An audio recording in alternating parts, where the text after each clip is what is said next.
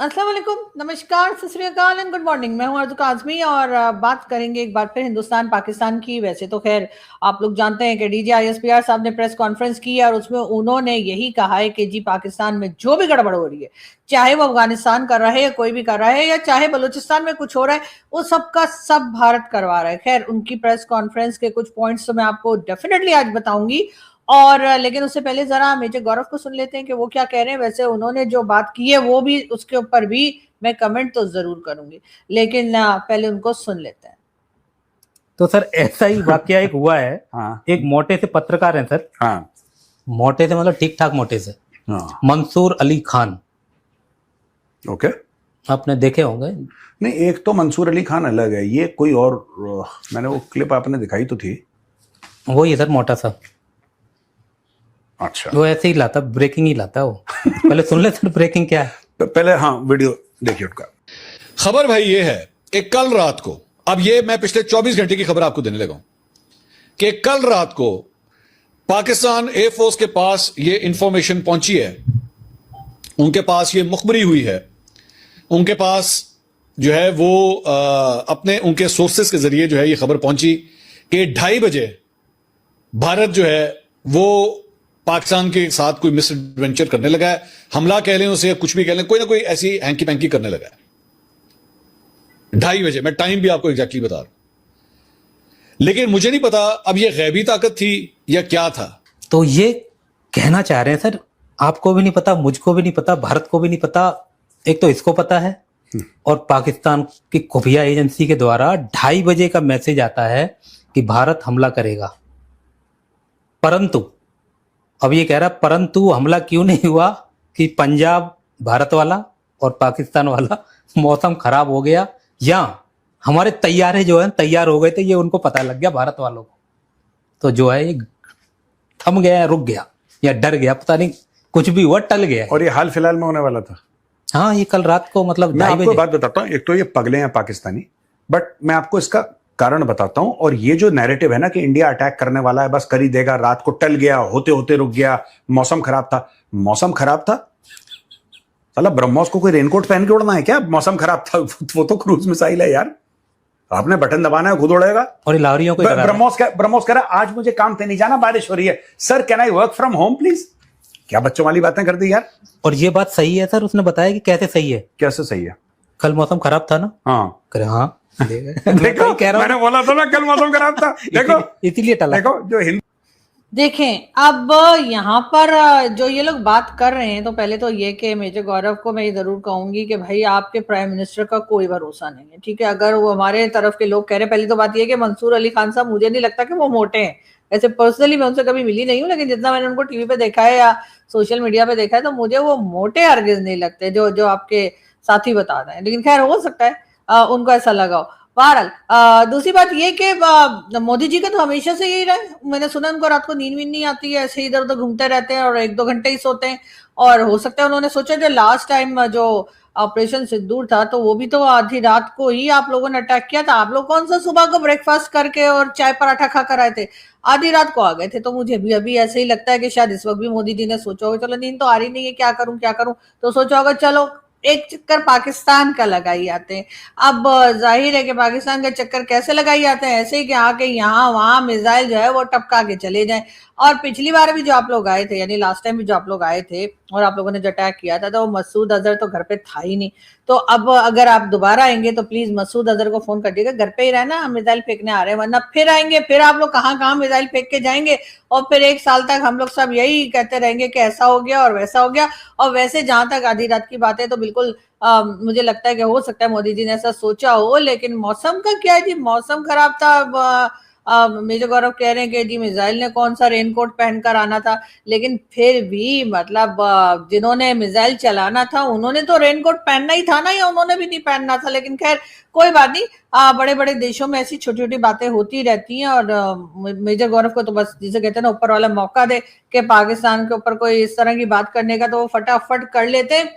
लेकिन बात सारी वही है कि वो बाकी सारी चीजों पे मुझे डाउट हो सकता था कि हो सकता है हमारे जो जर्नलिस्ट हैं उन्होंने कोई गलत खबर दे दी हो, या उनको वैसे ही किसी ने यहाँ वहाँ कुछ बोल दिया हो। लेकिन ये जो आधी रात के टाइमिंग बताए जा रहे हैं ना, 1:30 बजे 2 बजे का, तो वो तो भाई मोदी जी के टाइमिंग होते हैं। मोदी जी ऐसे ही आधी आधी रात को उठकर और पाकिस्तान की तरफ मिसाइल चलाने का बोल देते हैं या कोई इस तरह की बात कर देते हैं। तो अगर सबसे पहले तो मोदी जी को समझाने की जरूरत है कि मोदी जी ऐसा है कि आप सुबह को 9-10 बजे भी अटैक कर सकते हैं, मतलब अगर करना ही हो, बोलते ना करें तो अच्छा है, लेकिन अगर करना ही पड़ जाए तो 9-10 बजे भाई, जब हम लोग सो सा के उठ जाते हैं उसके बाद अटैक किया करें। आप तो आधी रात को शुरू हो जाते हैं। तो बिल्कुल यहाँ पर भी मेरा ख्याल है कि मेजर गौरव को भी शायद यही बात जो है वो समझाने की जरूरत है कि आधी बात सही हो भी सकती है जो मंसूर अली खान ने कहा।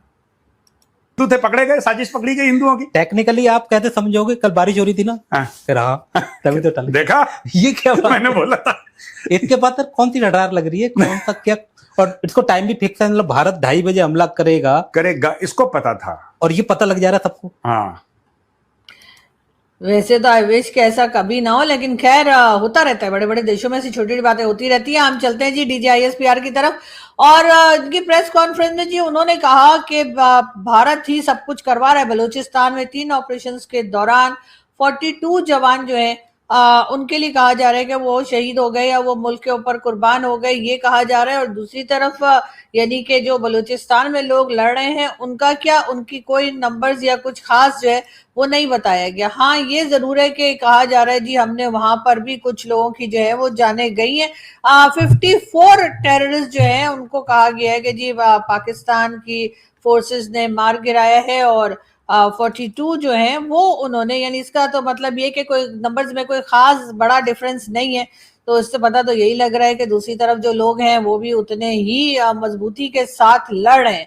लेकिन साथ ही साथ DGISP साहब ये भी कहते हैं कि जी हम उनसे डायलॉग नहीं करेंगे। भाई अगर आप डायलॉग नहीं करेंगे तो इस किस्म के ऑपरेशंस कब तक चलेंगे, और कहाँ तक आप जो है दूसरी तरफ भी लोगों की जाने जा रही है और इस तरफ भी जाने जा रही है, उससे कहाँ तक आप यही चलाते रहेंगे।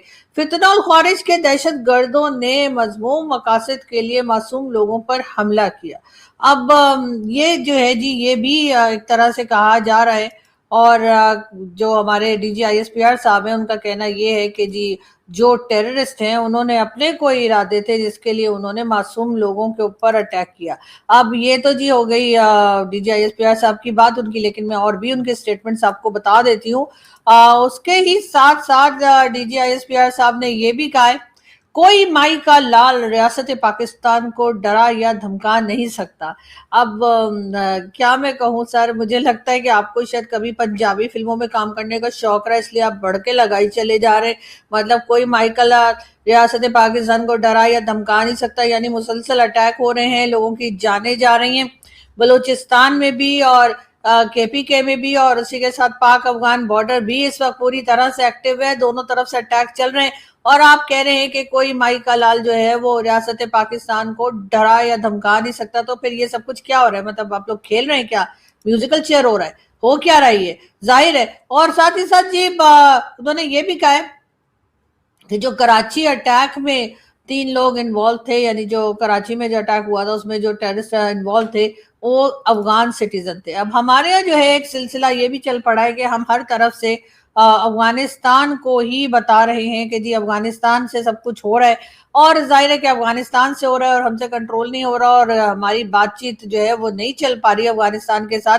तो उसमें हम एक चीज, एक मसाला और भी जो लगा रहे हैं वो ये कि जी ये सब कुछ भारत करवा रहा है। बार बार जो है वो DGISPR साहब ने इस तरफ भी इशारा किया कि ये जो कुछ भी हो रहा है उसके पीछे कोई हो ना हो भारत है, यानी कि आप बार बार जो है वो भारत को एक तरीके से प्रोवोक कर रहे हैं कि वो आपको जो है जवाब दें, और वो आप उनके साथ दुश्मनी को बढ़ा रहे हैं। अगर अफगानिस्तान से हो रहा है तो आप उसमें बार बार भारत को लाने का कोई मुझे समझ नहीं आती, कि कोई तुक समझ नहीं आती कि आप बार बार भारत को बीच में क्यों लाते हैं।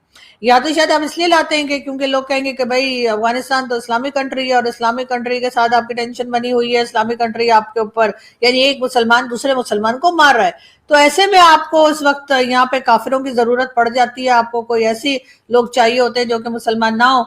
तो ऐसे में आप कह देते हैं कि जी दरअसल ये सब कुछ जो है वो भारत करवा रहा है, तो उससे ये होगा कि आपको जरा फेस सेविंग मिल जाती है, आपको ये कहने को मिल जाता है कि जी मुसलमान तो बड़े अच्छे होते हैं, मुसलमान तो एक दूसरे को नहीं मारते, लेकिन असल में ये सब किया धरा जो है वो भारत का है, वरना हमारे साथ ऐसी कोई दुश्मनी जो है वो मुस्लिम कंट्रीज की नहीं चल रही। बहरहाल ये चूरन अब बिक नहीं रहा असल में। जी तो हमारे यहाँ जी DGISPR साहब का ये भी कहना है कि जी बलूचिस्तान में हमले भारत करवा रहा है, जिससे पाकिस्तान की खुशहाली जो है वो कबूल नहीं है? पाकिस्तान की खुशहाली, अच्छा ओके, खैर पता नहीं क्या कहना चाह रहे, लेकिन खैर बलूचिस्तान में हमले भारत करवा रहा है। अच्छा जी, पहली लाइन पहले इसके ऊपर बात कर लेते हैं। अगर पाकिस्तान में तमाम हमले बलूचिस्तान में भारत करवा रहा है तो जी आप फिर FATF में भारत को क्यों नहीं भिजवा देते? आखिर आप ऐसा कोई कदम क्यों नहीं उठाते जिससे कि आप भारत को एक्सपोज कर दें? FATF में लेके जाइए, कहिए भारत को, पूरी दुनिया को बताइए कि जी भारत टेररिज्म कर रहा है और हमारी कंट्री में अफगानिस्तान की तरफ से भी हो रही है और बलूचिस्तान साइड से भी जो कुछ हो रहा है वो सबका सब भारत कर रहा है। तो उसके लिए तो आपको बिल्कुल कोई अगर प्रूफ्स हैं, और होने भी चाहिए, बगैर प्रूफ के आप इस तरह की बात अगर कर रहे हैं तो आपको नहीं करनी चाहिए, और अगर प्रूफ्स हैं तो वो सबूत लेकर आप जाइए और जाकर FATF में भारत को ग्रे लिस्ट में, क्या मैं कह रही हूँ, डायरेक्ट ब्लैक लिस्ट में करवा दीजिए। उसके बाद देखते हैं कि भारत उसमें से कैसे निकल पाता है। वैसे हम तो 4 बार गए हैं और निकल भी आए हैं, लेकिन क्या भारत निकल पाएगा? क्या भारत में इतनी काबिलियत है कि अगर पाकिस्तान जैसी कंट्री उसको FATF में एंटर करवा दे तो क्या वो बाहर निकल पाएंगे? अगर हमने उनका नाम जो है FATF में लिखवा दिया तो क्या वो बाहर निकल पाएंगे? ये चेक करने की बहुत सख्त जरूरत है। तो सिर्फ ये कह देने से कि बलूचिस्तान में हमले भारत करवा रहा है मसला हल नहीं होगा और कोई कंट्री नहीं सुनेगी। उसके लिए सबूत दीजिए और उसके बाद भारत को जो है वो ग्रे लिस्ट, क्या मैं कह रही हूँ, ब्लैक लिस्ट करवा दीजिए और फिर देखिए कि क्या होता है। जिसे पाकिस्तान की खुशहाली कबूल नहीं, यानी भारत को पाकिस्तान की खुशहाली कबूल नहीं। कौन सी खुशहाली? मतलब ये हमें तो दिखाई नहीं दे रही, और भारत जो है वो पाकिस्तान की खुशहाली को देख भी रहा है, जेलस भी हो रहा है, और उसके बाद उस खुशहाली को खराब करने की भी कोशिश कर रहा है। लेकिन ये खुशहाली यहाँ के लोगों को दिखाई क्यों नहीं दे रही? हमें तो ये पता लग रहा है कि इकोनॉमी की हालत खराब है, गवर्नमेंट जो है वो कर्जे पे कर्जा लेती चली जा रही है और यही हाल हो रहा है। लेकिन दूसरी तरफ आप ये कह रहे हैं कि जी भारत जो है वो पाकिस्तान की खुशहाली से परेशान है। तो मुझे नहीं पता है कौन सी खुशहाली है। ये खुशहाली वो तो नहीं है जो सर अभी डिफेंस बजट जो है वो 18% बढ़ा है। लोग कहते हैं कि 18 नहीं, असल में 20% बढ़ा है, और लास्ट ईयर जो था वो 20% बढ़ा था, जिसको लोग कह रहे थे कि 20 नहीं 22% है। और क्योंकि वो जो छोटी मोटी इधर उधर से भी आप लोग इधर उधर से कुछ और पैसा भी ले लेते हैं ना, अभी तो थोड़े पटाखे लेने, 2-4 मिसाइल और लेने, और एक आध जेट जो है उसको जरा मेंटेनेंस के लिए पैसा चाहिए या कुछ और जो कहते हैं, ऐसा करके आपने लास्ट टाइम भी जो बजट आया था उसमें 22% डिफेंस बजट जो था वो ले लिया था। और अब के भी यही कहा जा रहा है कि 18% तो अनाउंस किया गया है, और जो उसके अलावा इधर उधर से या यहाँ वहां से जो किया जाएगा वो करके 20% बजट जो है डिफेंस का पाकिस्तान की जो बजट है उसमें रखा गया है। और वो तो तभी होगा ना जब आप ये कहेंगे कि हमारे पास अटैक हो रहे हैं, हमें भारत ये कर रहा है, हमें अफगानिस्तान वो कर रहा है। वरना लोग कह रहे हैं कि जी उनके बच्चे भूखे मर रहे हैं, उनके पास हेल्थ फैसिलिटीज नहीं है, एजुकेशन सिस्टम बिल्कुल कोलैप्स कर चुका है। तो उसके ऊपर पैसा लगाया जाए, क्लाइमेट चेंज पे पैसा लगाया जाए, एनर्जी सेक्टर में पैसा लगाया जाए। फूड शॉर्टेज है, लोग भूखों मर रहे हैं, और ऐसे में आप बम पटाखे और पता नहीं क्या क्या ले रहे हैं। तो इसके ऊपर जाहिर है कि कई लोग, सर मैं नहीं, तोबा तोबा सर, तोबा करें, मैं ऐसी बातें करती हूँ, आपको तो पता, मैं तो आपको कुछ भी नहीं कहती सर। ऐसे कुछ लोग सर, कुछ यहाँ पे ऐसे लोग बैठे हुए हैं ना पाकिस्तान में जो बकबक करते रहते हैं। तो सर उनका ये कहना है कि जी ये जो सारी बातें आप करते हैं ना, ये जो सारा आप नक्शा खींचते हैं ना, जी भारत ये कर रहा है और अफगानिस्तान ये कर रहा है, वो आप असल में ना सर अपना बजट बढ़ाने के लिए करते हैं। और बजट ले लेने के बाद भी आपको ये सफाइयां देनी पड़ती हैं, वरना पब्लिक कहती है कि जी हमारे ऊपर पैसा लगाओ, जो यहाँ वहां से मांग तांग के लेकर आते हैं, हमारे जो सिविलियन गवर्नमेंट लेकर आती है, जो कि असल में आप ही लोगों के इशारे पे चलती है। तो वो पैसा जो है वो लोगों की फलाह बहबूद के लिए लगे, लोगों की खुशहाली के लिए लगे, लोगों के लिए लगे कि लोग जो है वो एनर्जी सेक्टर में जो प्रॉब्लम आ रही है उसको फेस करें, उसके साथ एजुकेशन सेक्टर है और फूड शॉर्टेज है, वाटर शॉर्टेज है, ये है वो तमाम चीजों के ऊपर। मतलब सर जैसे आप डैम तो बनाते नहीं है आप लोग, आपकी कोई भी गवर्नमेंट आती है या कोई भी गवर्नमेंट लेकर आप आते हैं, आप डैम तो बनाते नहीं है। और उसके बाद जब भारत कहता है कि जी हम अपने हिस्से का पानी नहीं देंगे, तो आप कहते हैं हम तो खून की नदियां बहा देंगे। और सर इस किस्म की, सर मुझे समझ नहीं आ रही कौन सी फिल्में आप लोग देख कर आते हैं और किस तरह के हमारे पॉलिटिशियन जो है वो स्टेटमेंट्स देते हैं। और उसके बाद जो है वो बात ये की जाती है कि पाकिस्तान की खुशहाली से भारत जल रहा है। यानी एक चीज जो हमारे पास है ही नहीं, हमारे लोग जो हैं उनकी हालत खराब हो रही है। पावर्टी लाइन के नीचे अभी तक 45% से ज्यादा लोग जा चुके हैं और जाते चले जा रहे हैं, डेली बेसिस पे जा रहे हैं। गवर्नमेंट जो है वो कर्जे पे कर्जा लेती जा रही है और न जाने कितना ही कर्जा अभी तक लिया जा चुका है। 85,000 करोड़ रुपए तो अभी तक जो है वो बिलियन रुपीस जो है अभी तक पाकिस्तान की हुकूमत जो है वो कर्जा उठा चुकी है। और उसके बाद आप कह रहे हैं कि हमारी खुशहाली से भारत जल रहा है। एक तो पता नहीं, मुझे भारत वालों की समझ नहीं आती है, क्या देखते हैं, क्या समझते हैं, क्या सोचते हैं और उसके बाद जल भी जाते हैं। जबकि यहाँ पर हमारी हालत ये, क्या पाकिस्तानियों की हालत वही हो रही है कि नंगा नहाएगा क्या और निचोड़ेगा क्या। और आप इस किस्म की बातें कर रहे हैं कि जी बलूचिस्तान में इसलिए अटैक कर रहे हैं। और बलूचिस्तान में कौन सी खुशहाली आई हुई है वैसे बाय द वे, अगर बलूचिस्तान को हम सिर्फ फोकस करें बाकी जगह को छोड़ के। बलूचिस्तान में क्या लोग आजकल वो सोने के बिस्किट खा रहे हैं, वो जो बच्चन साहब की मूवीज में सोने के बिस्किट आया करते थे, क्या वो खाने शुरू कर दिए बलूचिस्तान के लोगों ने? हमने तो यही सुना है कि बलूचिस्तान के लोगों के पास तो कुछ है ही नहीं, उनके पास तो ना जॉब है, ना एजुकेशन है, ना सिक्योरिटी है, ना खाने को है, और ना ही वो जो कुछ उनकी प्रोविंस से निकलता है या उनकी जमीन से निकलता है जो मिनरल्स, तो वो भी उठाकर आप कभी चाइना को दे देते हैं और कभी जाकर ट्रम्प को कह देते हैं कि भाई इसमें से कुछ लेना है तो ले लो और हमें कुछ डॉलर दे दो। ये सिस्टम चल रहा है। उसके बाद वो लोग कह रहे हैं कि आपने उनकी जमीन जो है वो चाइना को दे दी है और चाइना वहां पे कब्जा करके बैठा है। और वो सीपीसी जो बनता जा रहा है, मुझे लग रहा है कि पता नहीं कौन सा जो ताजमहल भी शायद इतना टाइम नहीं लगा होगा बनने में जितनी देर में ये सीपीसी बन रहा है। तो वो वहां पर भी जो मकामी लोग हैं उनको उसका कोई फायदा नहीं है, उनको ना पैसा मिल रहा है, ना जॉब मिल रही है, ना कुछ मिल रहा है। और ऐसे में जब हाल ऐसा हुआ है, उसके बाद आप वहां चले जाइए, आजाद कश्मीर या पीओके चले जाइए, तो वहां पर भी वो उठा पटक चल रही है। सर आपकी फोर्सेस के लोगों को भी उठा उठा के दूर दूर फेंक रहे हैं वहां के लोग और कह रहे हैं कि जी हमारी जमीन के ऊपर कब्जा किया हुआ है। कोई कहता है जी हमें जॉब नहीं है, कोई कहता है हमें खाने को नहीं है। वहां पे राशन के और खाने के और मेडिसिन के सारी सप्लाईज जो है वो आपने बंद कर रखी है। और चले छोड़े उसको भी, हम उधर चले जाते हैं केपी के, तो केपी के में भी सर हाल वही है कि वहां पे पाक अफगान बॉर्डर पे जो है वो रोज सुबह शाम दे धड़ा धड़ धाए धाए लड़ाई होती रहती है।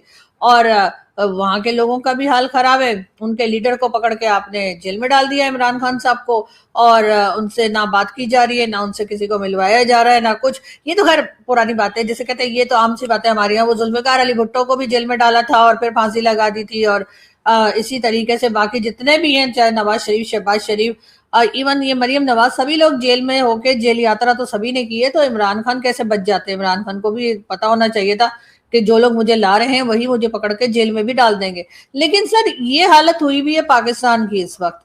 और जाहिर है कि ऐसे में आपका ये कहना कि पाकिस्तान की खुशहाली से, बलूचिस्तान की खुशहाली से, सिंध की खुशहाली से, पंजाब की पता नहीं कहाँ की खुशहाली से भारत जो है उसको बुरा लग रहा है और भारत को कबूल नहीं है कि यहाँ की खुशहाली, यानी जिसे कहते हैं ना, सर ज्यादा नहीं फेंक, सॉरी ये एडिट कर देना। अच्छा तुम लोग याद से भूल मत जाना वरना निकाल दूंगी जॉब से। अच्छा सैलरी भी काट दूंगी तुम लोगों की अगर ये एडिटिंग। क्या बोल रही हूँ मैं, मेरा ख्याल है नहीं सर, मतलब आप बिल्कुल ठीक कह रहे हैं। मैं तो ये बता रही हूँ कि पब्लिक इस तरह की बातें कर रही है।